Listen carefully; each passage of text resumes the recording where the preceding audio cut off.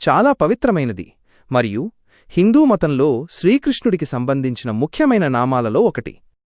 ఈ పదాన్ని 3 ప్రధాన కోణాలలో అర్థం చేసుకోవచ్చు. మొదటి అర్థం గోవులకు రక్షకుడు.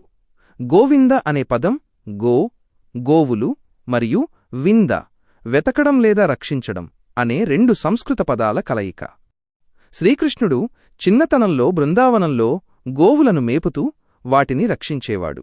ఆయన గోవులతో అత్యంత ప్రేమగా ఉండేవారు. ఒకసారి ఇంద్రుడు శ్రీకృష్ణుడిపై కోపంతో బృందావనంపై భారీ వర్షం కురిపించాడు. అప్పుడు శ్రీకృష్ణుడు గోవర్ధన పర్వతాన్ని తన చిటికెన వేలిపై ఎత్తి దాని కింద గోవులను, గోపకులను రక్షించాడు. ఈ సంఘటన తర్వాత ఆయన గోవులకు రక్షకుడు అనే అర్థంలో గోవింద అని ప్రసిద్ధి చెందారు. రెండవ అర్థం వేదాలకు అధిపతి. గో అనే పదం వేదాలు అని కూడా అర్థం.